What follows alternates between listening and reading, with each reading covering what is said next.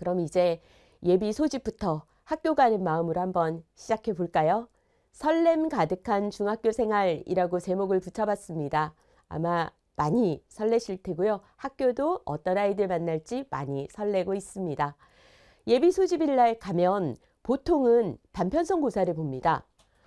제목에서 고사? 아, 벌써 시작부터 시험이야? 이런 생각이 드실 텐데요. 이 시험은 우리 학교에 입학하는 200명의 아이들을 1등부터 200등까지 쭉 줄을 세우기 위한 그런 시험이 아닙니다. 우리 학교에 오는 아이들에 대한 사전 정보가 전혀 없기 때문에 중학교에서도 어떤 아이들이 오는지 알고 그 다음에 같은 반에 들어갔을 때 잘 어울릴 수 있는 아이들이 어떤 아이들일지 파악하기 위해서 많은 수의 학교에서 성격 유형 검사를 실시합니다. 요즘 성격 유형 검사하면 어머님들 바로 MBTI 이런 거 떠올리실 텐데요. 그런 간단한 그런 검사가 아니고 전문가들이 만들어 놓은 설문지, 보통은 그런 어떤 센터나 아니면은 또는 청소년들 상담하는 전문 기관에서 사용하는 그런 문제지로 성격 유형 검사를 실시를 하고 여기에서 나온 그 결과를 가지고 비교적 고르게 아이들이 섞이도록 반배정을 합니다. 또는 학교에 따라서는 성격 유형 검사 대신에 기초학력 검사를 실시하는 학교도 있어요. 기초학력 검사 같은 경우에는 법적으로 기초학력 보장법이 만들어져 있어서 모든 학교에서 반드시 시행해야 하는 검사인데 예비 소집일에 시행하는 학교도 있고요. 아니면 3월에 아이들 입학하고 난 후에 뭐 일주일 정도 지나서 시행하는 학교도 있습니다. 제가 근무하고 있는 학교에서는 3월 첫째 주에 시행할 예정이에요. 근데 이 기초학력 검사도 아까 말씀드린 것처럼 1등부터 200등까지 이렇게 아이들을 한 줄로 줄 세우는 그런 시험이 아닙니다. 중학교 공부를 하기 위해서 꼭 필요한 내용을 어느 정도나 알고 있는지, 혹시 아이들이 부족한 면이 있는지, 그래서 이거는 그 기준선이 있어요. 그 기준선을 넘는가 넘지 못하는가 요 정도의 확인만 하는 검사이지 아이들을 쭉 줄 세워서 우리 아이는 200명 중에 100등, 우리 아이는 200명 중에 50등 이런 걸 알 수 있는 검사는 아닙니다. 그래서 걱정하지 않으셔도 돼요. 그래서 이런 검사들을 통해서 그 결과를 가지고 아이들 반편성을 하게 되고요. 예비 소집일 날 이제 입학식 연습도 하죠. 그래서 선서도 하고 교가 연습도 하고 우리 학교 체육관은 이렇게 생겼구나, 우리 학교 교실은 이렇구나 이런 것들을 전체적으로 알 수 있는 시기가 예비 소집일입니다. 이외에도 교과서를 배부하거나 아니면 교복에 대해서 보다 상세한 안내를 하거나 아니면 뭐 학교에서 꼭 지켜야 할 여러 가지 것들을 안내하는 날이 예비 소집일이에요. 우리 학교에서는 실내에서는 반드시 실내화를 신어야 합니다. 이런 걸 안내하기도 하고요. 또는 급식실 가는 동선이 굉장히 복잡한 경우에는 급식실 갈 때는 이런 동선으로 가세요. 이런 걸 안내하기도 합니다. 등등의 여러 가지 안내사항들을 안내해주는 날이기 때문에 예비 소집일 때에는 반드시 학교에 자녀분들이 학교에 찾아갈 수 있도록 보내주셔야 하고요.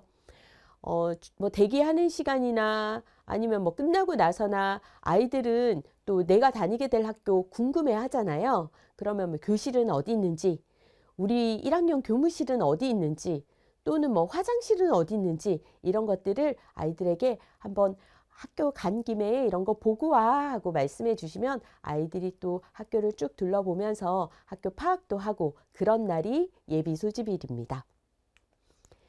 예비 소집을 끝내고 나면 학교에서는 이제 아이들 보내놓고 반편성을 하게 돼요.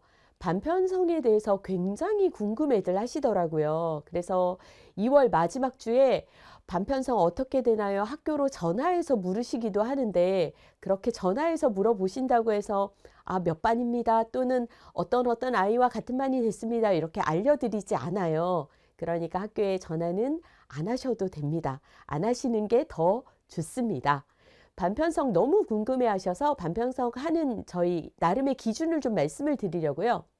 신입생 등록을 하면 저희 학교에서는 성별 균형을 고려합니다. 성별 균형을 고려해서 학교에서 가지고 있는 업무 시스템에서 자동으로 눌러서 반편성을 하는 학교도 있고요.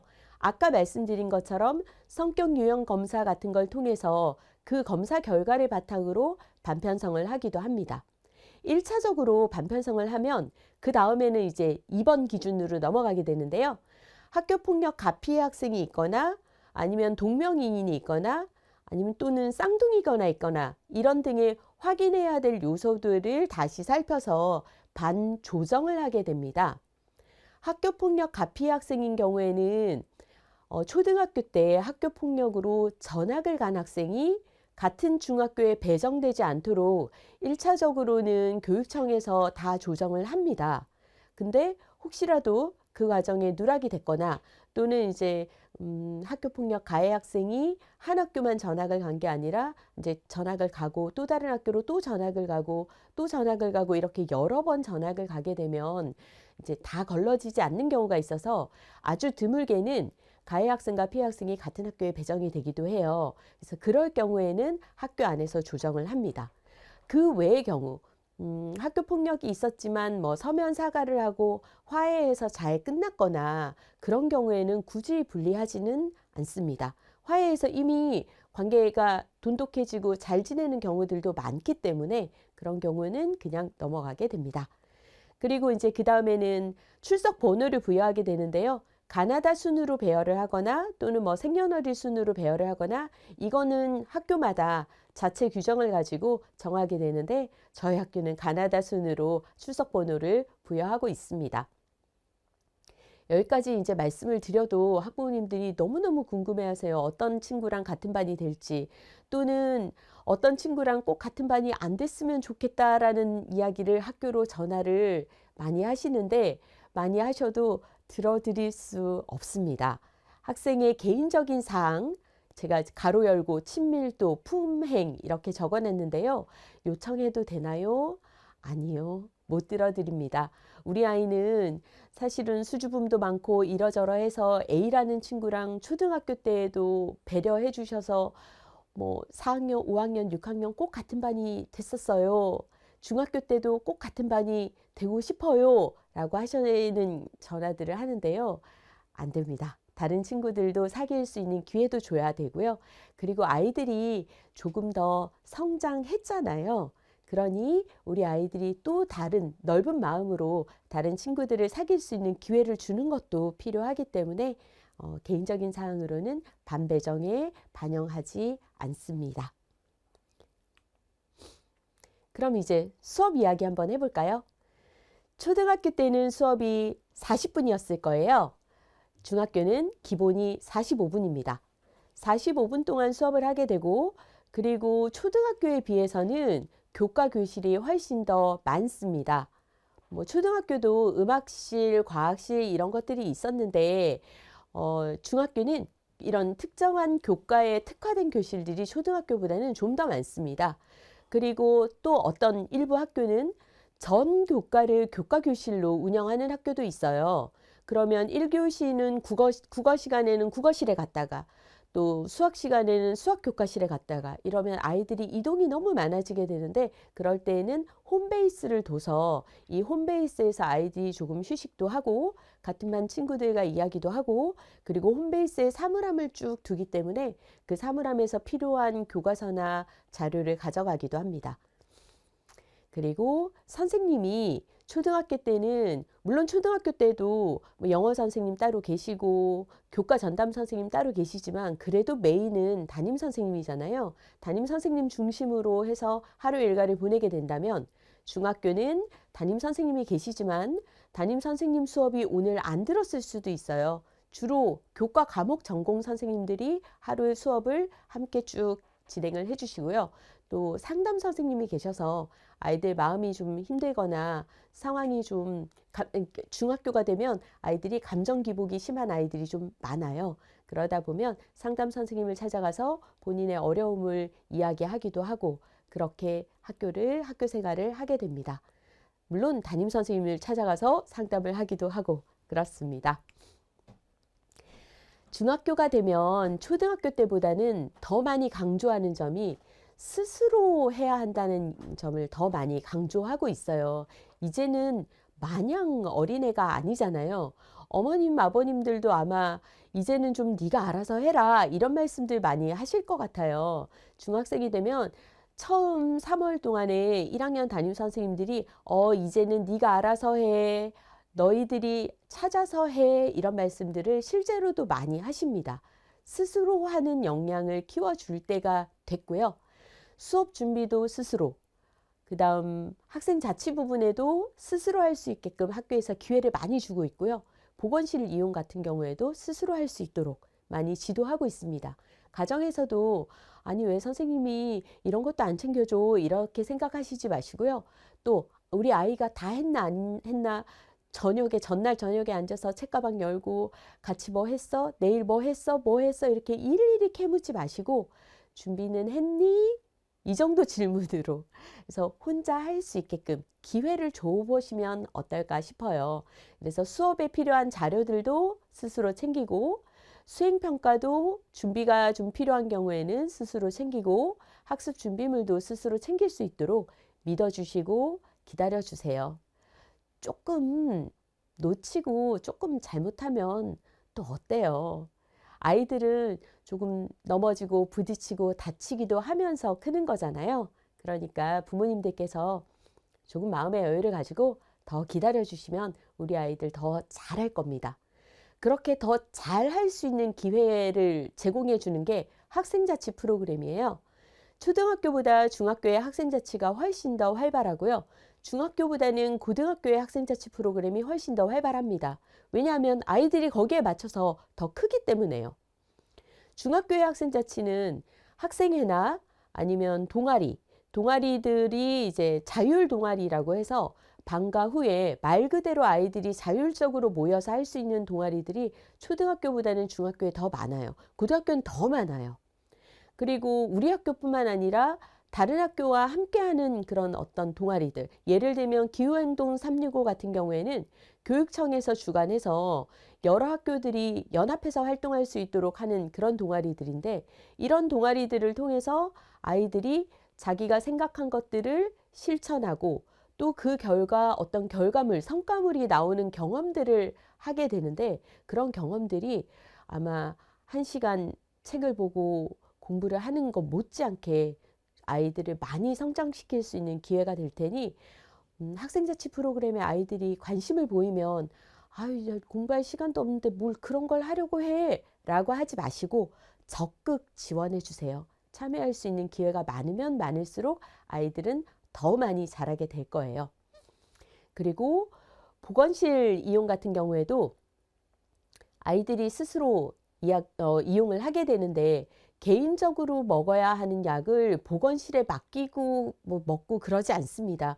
개인적으로 먹어야 하는 약은 학생들이 스스로 챙기게 되고요. 아주 드물게 선천적 질환으로 무언가 이제 약이 필요한데 그 약이 반드시 냉장고에 보관해야 되는 약이다. 이럴 경우에는 보건실에서 맡아주십니다. 그런 거에 대한 도움은 드리는데 그 외에는 전부 다 개인 투약이 원칙이고요.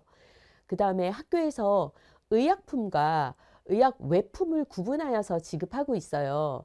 의약 외품 같은 경우에는 뭐 많이들 사용하시는 반창고, 그 다음에 연고 중에도 이렇게 자세히 보시면 뒷면에 이렇게 보시면 의약품, 의약 외품 이런 게 표기가 되어져 있습니다.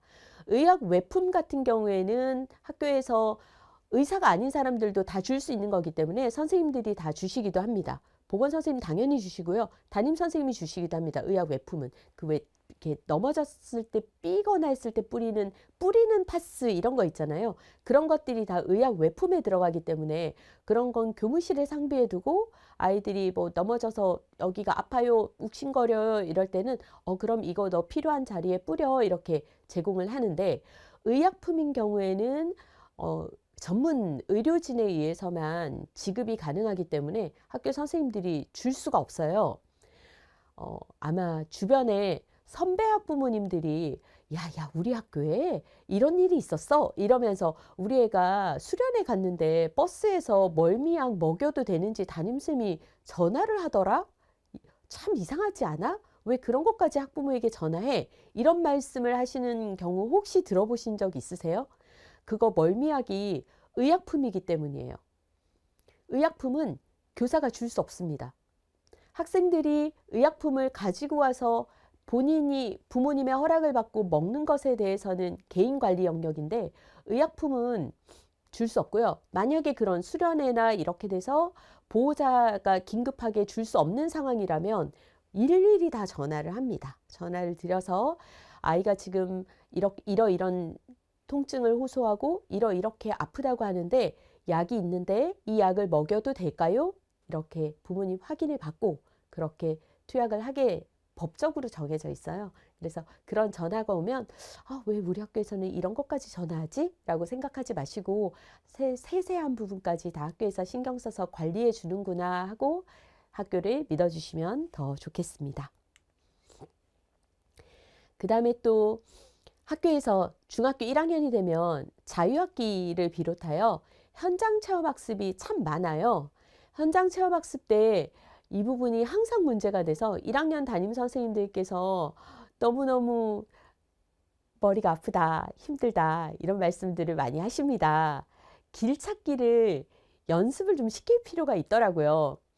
저도 저희 아이가 이제 6학년 때까지 저도 생각해 보니까 한 번도 대중교통을 통해서 아이를 혼자 어딜 보낸 적이 없더라고요, 저도. 그래서 중학교 1학년이 돼서 자유학기제 프로그램으로 직업체험으로 어디를 간다라고 가정통신문이 왔는데 저도 너무 당황스러운 거예요. 우리 아이가 거기를 찾아갈 수 있을까? 너무 걱정이 되고. 그래서 저는 그 전주 주말에 아이랑 대중교통 타기 연습을 했어요. 마을버스 타고 지하철까지 나가서 지하철 갈아타고 그다음에 또 지하철 또 저희 아이가 가는 곳이 환승을 한번 해야 하는 곳이어서 환승하는 것도 연습을 시키고 엄마가 걱정했던 것보다는 당연히 잘 합니다. 그런데 부모님들 아마 걱정이 좀 되실 거예요. 초등학교와 달라진 점이 초등학교는 어디 나갈 때 대부분은 대중교통보다는 전세버스를 더 많이 이용합니다. 근데 중학교에서는 보통은 대중교통을 이용을 합니다. 그리고 반 전체가 다 모여서 이동하기보다는 개인별로 또는 조별로 이동을 많이 해요. 그래서 가정에서 확인을 좀 하고 지도를 좀 꼭 해주셨으면 하는 부분이 있어요. 체험 장소까지의 이동 경로, 그 다음에 어떤 교통수단을 이용해야 하는지, 버스를 타는지, 지하철을 타는지, 또는 환승을 해야 한다면 어느 역에서 환승을 해야 되는지 이런 것들을 미리 한번 지도를 해주시면 좋겠습니다. 공공예절 지도도 좀 부탁을 드리고 싶어요. 지하철 안에서 큰 소리로 같이 가는 친구와 막 수다를 떨거나 해서 눈살을 좀 찌푸리게 한다든지 또는 요즘 아이들이 SNS를 하는 친구들도 많아요. 그래서 타인의 사진을 동의도 구하지 않고 막 찍어서 자기 SNS에 올리기도 합니다. 그럴 때 상대방이 불쾌감을 표시하거나 또는 학교로 전화를 하시는 경우도 있어요. 아이들이 교복을 입고 있으니까 그 학교 오늘 아이들이 지하철로 이렇게 이동하는데 동의도 받지 않고 제 사진을 막 찍고 올리더라고요. 지도해 주세요. 이런 항의 전화를 학교로 하기도 합니다. 그러니 그런 공공예절에 대해서도 가정에서도 미리 한번 지도를 좀 해주면 좋겠습니다. 그 다음에 아이들 요즘 이동할 때 스마트폰 많이 보잖아요. 그리고 부모와 함께 갈 때도 스마트폰 많이 보고 이어폰도 딱 꽂더라고요. 저희 아이도 차를 타도 이어폰을 딱 꽂아서 제가 매일 구박을 해요. 엄마와의 대화를 차단하는 것이냐? 이러면서 구박을 하는데 요즘 아이들이 대부분 그런 것 같아요. 그런데 대중교통 이용할 때 안내 방송도 들어야 하고 그리고 또 어떤 돌발 상황이 생길지 모르는데 이어폰을 꽂으면 주변 환경에서 뭔가 사건 사고가 생겼을 때 그런 정보가 빨리빨리 전달이 되지 않잖아요. 그러니까 이동할 동안에는 이어폰을 사용하지 않도록 부모님들도 좀 말씀을 좀 해주시면 좋겠습니다. 학생들에게는 그 현장 체험학습 전날 선생님이 진짜 2번, 3번 강조해서 말씀을 하세요. 어디서 타라, 어디서 내려라, 환승역은 어디다, 여기에서 명칭 정확히 확인해라 하는데도 꼭 그날 아침에 선생님 어디 계세요? 저는 땡땡역에 내렸는데요. 아무도 없어요. 이런 친구들이 꼭 나와요. 그래서 탑승 지점, 하차 지점, 환승역 다시 한번 학교에서도 강조를 하니 집에서도 말씀해 주시면 좋겠고요. 그 다음에 교통카드 잔액 있는지 미리 확인하고 충전 좀 부탁드릴게요. 아이들 데리고 나가면 막 헐레벌떡 뛰쳐와서 선생님 1,000원만 빌려주세요. 잔액이 없어요. 들어가려고 했는데 잔액이 없어요. 막 이러면서 1,000원만 빌려주세요. 이런 친구들 꼭 있거든요. 미리 충전도 좀 해주시면 좋겠습니다. 그리고 조금 염려가 되는 경우에는 체험지 도착한 후에 부모님에게 잘 도착했습니다라고 연락도 하면 서로가 좀 걱정을 덜 할 수 있을 것 같아요. 그래서 교통안전지도와 길찾기 지도는 꼭 좀 부모님들도 챙겨서 해주시면 좋겠습니다. 그래서 쭉 말씀드린 설렘 가득한 중학교 생활에서 제가 윈윈 전략이라고 이름을 붙여봤는데요. 누구와 누구의 윈이냐면 학생의 윈이고 부모님의 윈입니다. 왜 그런지 한번 보면 학생들이 자신의 상황과 그리고 자신에게 주어진 과제와 그리고 어떤 문제 상황에 대해서 일단 파악할 수 있어야 해요. 이제는 아이들이 아니잖아요. 이젠 청소년이에요. 이 아이들이 어린이에서 청소년으로 약간 농담을 보태면 신분 상승한 겁니다. 달라졌기 때문에 자신의 상황에 대해서는 스스로가 먼저 파악할 수 있어야 해요. 이거 어머님이 일일이 쫓아다니면서 어쨌네 저쨌네 뭐 했니 어쨌니 이렇게 물어볼 수 없잖아요. 그리고 어머님도 이제 어린이가 아니고 청소년 학부모님이시기 때문에 어머님의 삶을 살아가셔야 하는데 그러면 아이들이 자신의 문제는 스스로 파악할 수 있어야 합니다. 이거 어떤 일정한 나이가 된다고 바로 되는 거 아니에요. 그래서 연습이 좀 필요하고요. 이런 과정에서 자신의 상황에 대해서 놓치는 부분 당연히 있습니다. 어머님 구박하지 마시고 아니 왜 넌 그것도 몰라 이런 말씀 절대 하지 마시고 아 오늘은 그걸 몰랐구나 아이고 속상했겠네 그러면 다음번에는 그거 우리 미리 좀 같이 챙기자 이렇게 격려해 주시면 아이들이 더 잘합니다. 그리고 자신의 문제를 스스로 해결하는 경험이 정말 중요합니다. 우스갯소리처럼 그런 커뮤니티 이런 인터넷 커뮤니티 이런 데 올라와 있는 거 보면 뭐 30살 회사원인데 엄마가 전화해서 우리 아이가 오늘 회사를 못 가요 이런 전화를 하더라 하는 이야기 올라와 있는 거 아마 한 번쯤 보셨을 것 같은데요. 언제까지 부모가 따라다니면서 모든 걸 다 해결해 줄 수는 없어요. 이제 청소년이 됐으니 스스로 고민하고 스스로 해결 방법을 찾아가는 경험이 아주 중요합니다. 그러다가 100% 다 성공하지는 않아요. 실패의 경험들도 쌓이게 되고요. 이 실패의 경험 정말 소중합니다. 물론 아이가 너무나 큰 실패를 해서 좌절을 하게 되면 그건 문제가 되니 그때는 부모님이 도와주셔야 하지만 작은 실패 정도는 해도 됩니다. 그렇게 하면서 부딪히고 다쳐가면서 아이들은 쑥쑥 자라게 됩니다. 믿어주시고 격려해 주시고 지지해 주세요. 그러다 보면 자기 효능감이 생기게 돼요. 이게 중학교 3년, 고등학교 3년, 아니 어쩌면 인생 통틀어서 배우는 여러 가지 것들 중에 가장 중요할 수 있어요. 내가 이렇게 했더니 이런 문제를 스스로 극복할 수 있구나, 내가 해낼 수 있구나 하는 경험. 자기 효능감이 가장 중요한데 자기 효능감을 가질 수 있도록 지지해 주시고 믿어 주시면 좋겠습니다. 그걸 충분히 연습할 수 있는 시기를 중학교라고 생각해 주세요. 자, 이제 다음은 이제 좀 내신 성적과 관련된 부분 말씀드릴게요. 출석과 결석입니다. 출석은 말 그대로 출석이에요. 학교장이 정한 시각까지 등교하고 또 학교장이 정한 시각 그 이후에 하교하는 경우 그 경우가 정상적인 출석입니다. 학교별로 그 시간은 좀 다를 수 있어요. 8시 30분을 기준 시간으로 정하는 학교도 있고 뭐 8시 40분, 50분, 9시 학교별로 다를 수 있기 때문에 이거는 예비 소집일 또는 등록일에 학교에서 배부한 자료를 확인을 해주시면 될 것 같아요. 그래서 그 시각 안에 학교에 있는 경우는 정상적인 출석이고요. 지각은 학교장이 정한 시각까지 등교하지 않는 경우를 지각이라고 합니다. 너무 당연한 얘기를 말씀을 드리는 거죠. 네. 등교하지 않을 경우에 지각, 그 다음에 등교 시각과 하교 시각 사이에 학교를 떠난 경우가 조퇴고요. 수업 시간 일부 또는 전부에 불참한 경우를 결과라고 합니다.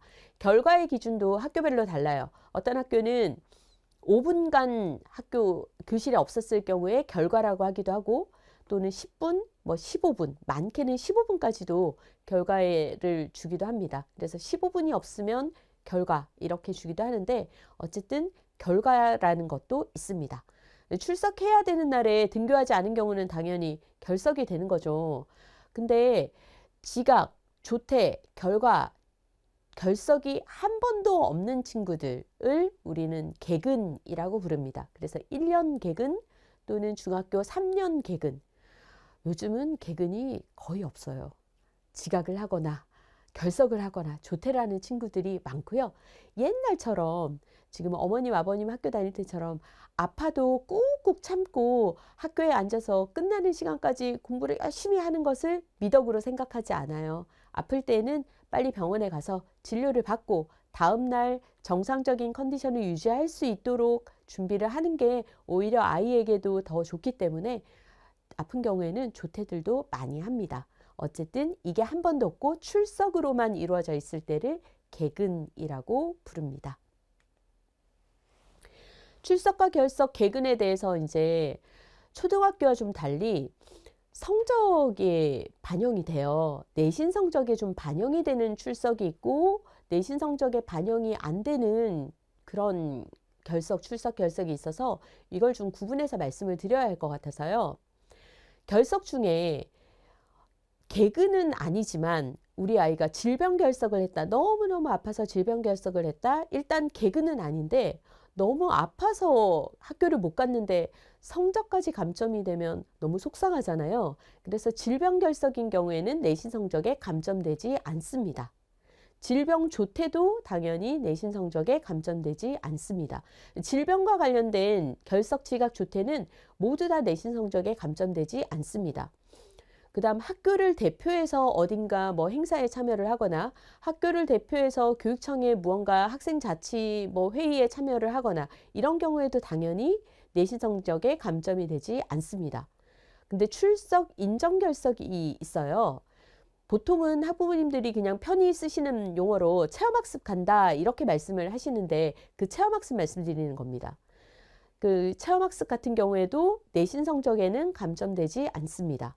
이렇게 성적에 들어가는 부분은 뭐 학부모님들이 민감하게 생각하시기도 하지만 법적으로도 이 친구들이 내신 성적에 감점되지 않도록 하기 위해서 결석 신고서라는 것을 학교에 제출하도록 규정하고 있어요.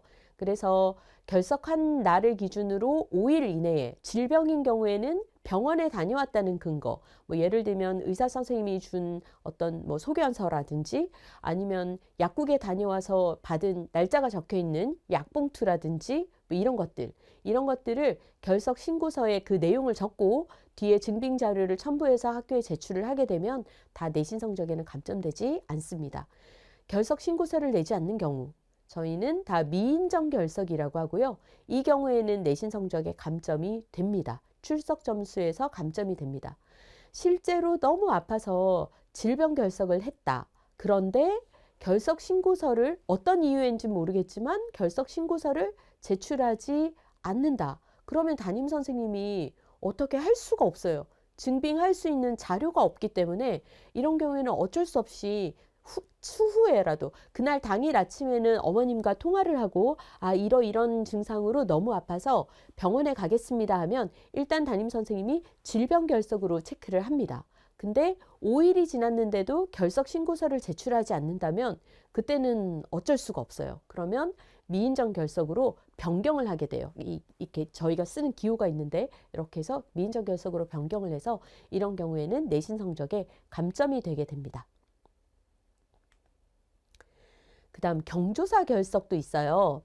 경조사가 있는 경우에 친척들의 경조사에 당연히 참석을 해야죠. 그래서 주로 이제 결혼이거나 아니면 사망, 입양 이런 경우에 구분해서 쓰고 있는데요.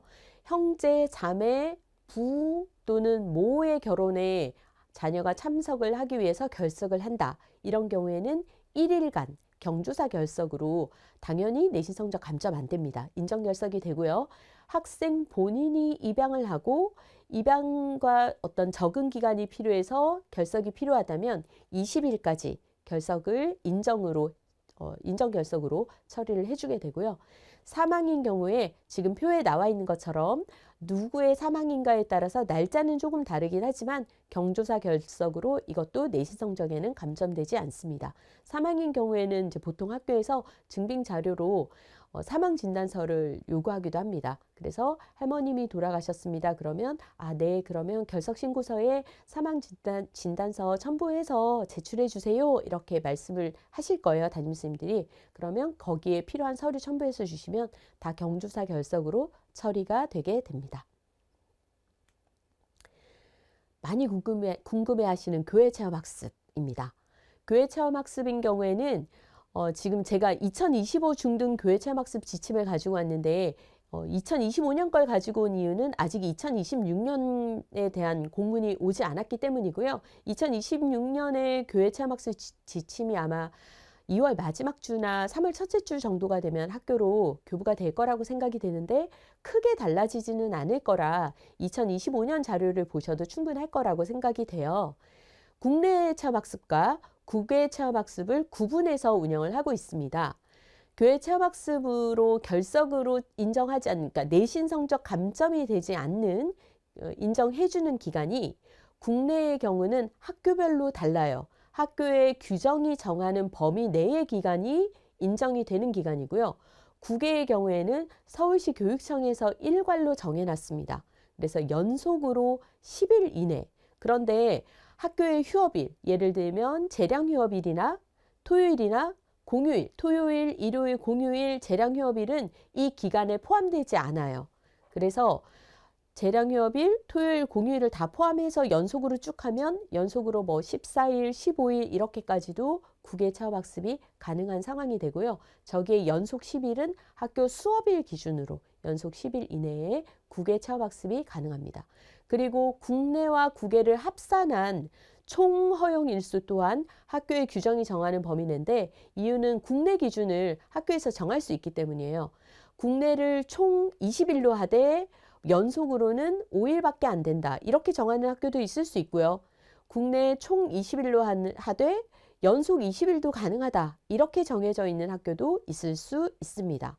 마찬가지로 신입생 예비 소집일 때 이것과 관련된 안내 자료도 학부모님들께 전달이 될 테니 학교에서 제공해 주시는 규정을 잘 살펴주시면 아이들과 의미 있는 체험학습 진행하실 수 있을 거라고 생각이 됩니다. 교회 체험학습 절차 관해서도 좀 말씀 좀 드릴게요. 먼저 체험학습 신청서라는 것을 제출을 해 주셔야 하는데 이 체험학습 신청서는 반드시 실시 2일 전까지 학교에 보내주셔야 합니다. 학교에서도 담임 선생님이 그냥 알았어 다녀와 이렇게 하는 구조가 아니에요. 학생이 체험학습 신청서를 가지고 오면 담임 선생님은 또 필요한 서류를 만들어서 부장님, 교감, 교장 선생님 결재를 받습니다. 우리 반에 이러이러한 학생이 이러이러한 사유로 부모님과 함께 체험학습을 가는데 이 부분을 결석이 아닌 출석으로 인정해 주세요 라고 사전에 신청을 받고 결재를 받아요. 그렇게 결재를 받고 그럼 학교에서는 학생이 신청서를 내기만 하면 무조건 승인하느냐? 그렇지 않습니다. 심사를 합니다. 왜냐하면 이거 수업을 빠지고 여행을 가거나 또 다른 체험 프로그램에 참여하게 되는 건데 이 체험 프로그램이 과연 수업을 빠질 만큼의 가치 있고 의미 있는 활동인가 심사를 합니다. 그래서 가끔은 아주 가끔은 승인이 나지 않는 경우도 있습니다. 그래서 체험학습 신청서에는 어디에 가족들과 놀러감 이렇게 써오면 저는 다시 써오라고 돌려보내요. 놀러 가기 위해서 학교를 빠지는 건 아니다. 그럼 농촌 체험을 가면 그 농촌에서 무엇을 보고 배우고 무엇을 느낄 것인지 짐작이 되는 부분이 있고 부모님이 학교를 빠지고 데리고 가면 또 다른 기대하시는 바가 있을 터이니 어떤 부분이 학습과 관련된 부분인지 학습 내용을 다시 써오라고 하세요 라고 돌려보냅니다. 그렇게 해서 학습 내용이 들어간 경우에 승인을 해주게 되고요. 승인을 받은 이후에 가셔야 해요. 나는 신청서를 냈으니까 그냥 갈 수 있다라고 생각하시면 곤란하십니다. 반드시 승인이 났는지 확인을 하시고 그 이후에 체험학습을 실시를 하시고 체험학습이 다 끝나고 난 이후에는 학생들은 거기 가서 무언가를 보고 듣고 배우고 왔을 테니 그 부분에 대한 보고서를 제출하게 됩니다. 이 체험학습 보고서는 실시 후 7일 이내에 보통 제출하도록 하고 있는데요. 그냥 학생들이 손글씨로 쓴 어떤 소감문만 제출하는 게 아니라 보통은 사진이나 아니면 어떤 기관을 방문을 했으면 입장권이나 또는 국외 체험학습 같은 경우에는 비행기 항공권이나 이렇게 증빙할 수 있는 추가 자료를 함께 붙여서 제출해 달라고 요청을 하세요. 마찬가지로 체험학습 보고서도 그냥 손글씨로 쓴 것만 내면 저희 또 돌려보냅니다. 내용 보완해 주세요. 이렇게 돌려보내게 돼요. 그래서 의미 있는 체험학습, 학교 수업을 대체할 만큼 중요한 체험학습을 다녀왔다는 것을 증빙할 수 있는 자료를 첨부해서 7일 이내에 보내주시면 이 부분에 대해서는 출석으로 인정이 되어서 내신 성적 감점이 되지 않습니다. 보고서를 제출하지 않으면 다녀온 이후라도 승인이 취소가 되니 이 부분도 꼭 기억을 해주시면 좋겠습니다. 교회 체험학습 관련해서 문의들이 많으세요. 출발 2일 전까지 체험학습 신청서를 내야 되는데 엄마인 제가 깜빡 잊었어요. 써놓긴 다 써놨는데 이거 어떻게 하면 될까요? 전날 저녁에 담임선생님께 그냥 전화로 말씀드리고 다녀오면 안 될까요? 이런 전화를 주시죠. 주시는 분들이 계십니다. 될까요? 안 될까요? 안 됩니다. 아까 말씀드린 바와 같이 사전 결제가 필수이기 때문에 사전 결제를 받아야만 합니다. 그래서 출발 2일 전까지 조금 여유 있게 넉넉하게 그냥 일주일 전에 낸다라고 생각하시면 놓치지도 않으실 테고 더 좋을 것 같아요. 그래서 사전 결제를 득한 후에 다녀오시면 되고요. 외국에 있는 친척을 방문하면서 가족 여행도 동반하려고 합니다. 그래서 기말고사 직후 방학하기 전에 출국을 해서 개학하고 일주일 후에 귀국할 예정이에요. 한번 가기도 어려운데 좀 길게 다녀오고 싶습니다. 체험학습을 방학 전 한 번, 방학 후 한 번 이렇게 2회로 나누어서 신청하면 되나요? 이 질문을 왜 하시느냐면요. 학부모님들께서 국외 체험학습이 연속 10일밖에 안 되기 때문에 방학하기 전에 10일, 방학하고 난 이후에 10일 이렇게 해서 20일을 다녀오고 싶으셔서 이런 질문을 하시는데 될까요? 안 될까요? 안 되십니다. 연속 10일은 방학 전부터 해서 다 포함해서 연속 10일 그러니까 방학일 기준으로 뭔가 5일 앞에 그 다음 개학일 기준으로 5일 뒤에 이렇게 해서 연속 10일인 경우에는 가능할 수도 있는데 이 또한 자녀가 다니게 될 학교의 규정을 잘 살펴보셔야 해요. 왜냐하면 방학식, 개학식 날은 인정을 안 해주는 학교들도 많습니다. 지금은 조금 그런 경향이 좀 사라지긴 했는데 한참 한 10년 전까지만 해도 어학연수라는 이름으로 방학을 끼고 아이들이 외국에 나가는 경우가 많아서 정상적인 학교 운영이 안 될 정도인 시절이 있었어요. 그러다 보니 학교가 우선이고 개인 체험학습이 이제 후순위니까 정상적으로 학교를 다니는 게 우선이다 보니 방학식 날은 체험학습을 인정하지 않는 학교들도 있어요. 그러면 이제 만약에 지금 이 사례와 같이 이렇게 가려고 길게 다녀오려고 하는데 우리 학교는 방학식 날은 인정해 주지 않는다. 그러면 방학 이후에 가시든지 또는 방학식 날은 미인정 결석으로 처리하고 가시든지 학부모님이 선택을 하셔야 되는데 대부분의 경우 미인정 결석은 좀 꺼리시는 경향이 있기 때문에 학교의 규정을 잘 살펴보신 후에 방학 기간을 이용하여서 다녀오실 것을 권장드립니다. 부모가 시간이 없어서 다른 사람을 보호자로 위탁해서 해외 체험학습에 가려고 합니다. 위탁 가능한 범위는 어디까지인가요? 라는 질문이 있어요. 이거 제가 실제로 질문 받은 사례여서 사례로 가지고 왔거든요. 보통은 직계, 존속까지로 규정을 많이 정하고 있는데 마찬가지로 학교의 규정을 살펴보셔야 합니다.